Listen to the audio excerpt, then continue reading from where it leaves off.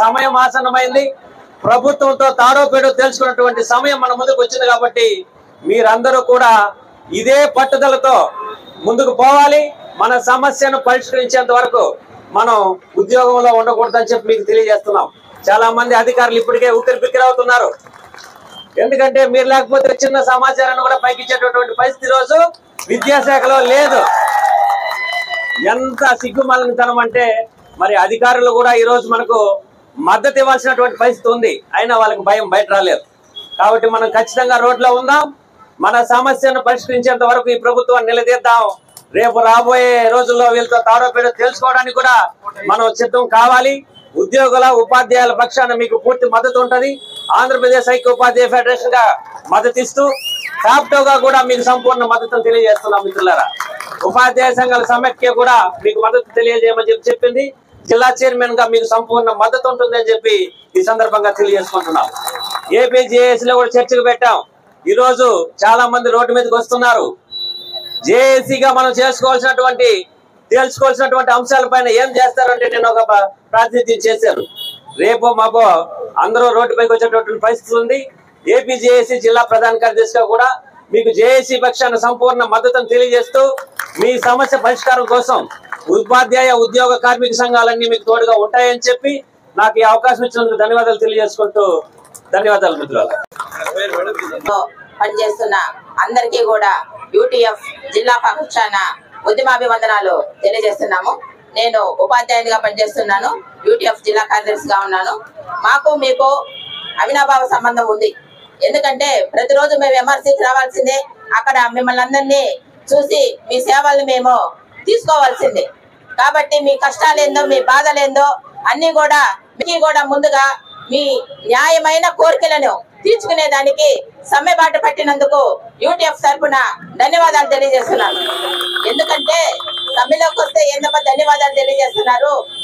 ఇప్పుడుండే ప్రభుత్వాలు మనం అయ్యా మాకు ఈరోజు ధరలు పెరిగిపోతున్నాయి, మేము మా బిడ్డలకి ఫీజులు కట్టుకోలేకపోతున్నాము, హాస్పిటల్కి వస్తే మాకు రోగాలు వస్తే మంచి వైద్యం చేయించుకోలేకపోతున్నాము, అందుకని మాకు మా న్యాయమైన సుప్రీంకోర్టు ఇచ్చిన 26,000 జీతాన్ని పెంచండి అయ్యా అంటే ఎవరైనా పెంచుతారా?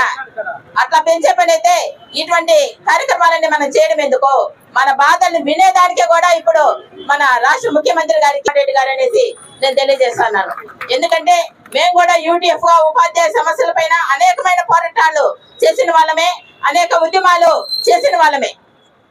కాబట్టి ఏదైనా కానీ పోరాటాల ద్వారా ఉద్యమాల ద్వారా సాధించుకోవాల్సిందే గాని కూర్చుని అయ్యా మాకు అది ఇవ్వండి ఇది ఇవ్వండి అంటే మీ కోరికలు మేమే పట్టించుకునే దానికి కాదు. అసలు వినే నాదుడు కూడా లేడు అనే దానిలో అతిశయోక్తి లేదు.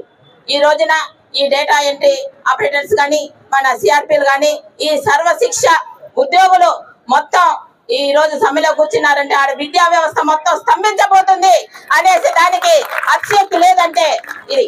కాబట్టి ఇప్పుడు మీకుండే పని ఒత్తిడి ఎట్లా ఉంటుంది? పొద్దున్న లేస్తే ఫోన్ల మెసేజ్లు, రాత్రుల్లో ఏ మెసేజ్లు వచ్చినాయి, రేపు పొద్దున్న వెళ్ళి ఏమి డేటాని మనం ఇన్పుట్ చేయాలా, ఏమేమి మనం డౌన్లోడ్ చేయాలా, వాటికి స్కూల్స్ అంతా పంపించాలా అన్న టెన్షన్స్ తోటి నిద్ర కూడా పట్టని పరిస్థితి ఈ రోజు సమగ్ర శిక్ష మీకు ఒక్కరికే కాదు ఉపాధ్యాయులకైతే ఏమి ప్రతి రంగంలో వాళ్ళకు కూడా ఈ పరిస్థితిని ఈ ప్రభుత్వము మనకి రానిచ్చింది.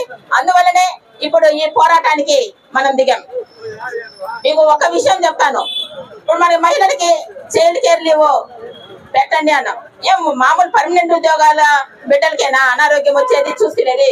ఏం వీళ్ళ బిడ్డలు కాదా? వీళ్ళకి అనారోగ్యం పాలవదా? ఈ బిడ్డలు చూసుకునే తల్లులు కాదా అని ప్రశ్నిస్తాను. కాబట్టి ప్రతి ఒక్కరికి పర్మనెంటా కాంట్రాక్టా ఇది సమస్య కాదు. ఇది తల్లి బిడ్డకు సంబంధించిన సమస్య. ప్రతి బిడ్డకి బాగా లేకుండా వస్తే చూసుకునే దానికి సెంట్రల్ గవర్నమెంట్ 2 సంవత్సరాలు ఇచ్చింది. మనకి ఫస్ట్ 60 రోజులు ఇచ్చింది స్టేట్ గవర్నమెంట్. ఇప్పుడు 180 రోజులకి పెంచింది. మొన్న పిఆర్సీలో 180 రోజులకి పెంచింది. మాకు కూడా సెంట్రల్ లో మాది 2 సంవత్సరాలు ఇవ్వాలని పోరాడాలి మనం.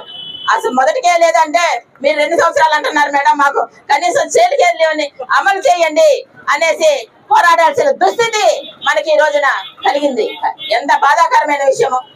కాబట్టి ప్రతి ఒక్కరికి సమస్యలు. పీఈటీలు ఉన్నారు, ఒకే స్కూల్లో పీఈటీలు పీడీలు ఉంటారు. ఒకే పని చేస్తా అన్నారు. పొద్దున్న 8:45 వచ్చి సాయంత్రం 5 వరకు ఉండన్నారు.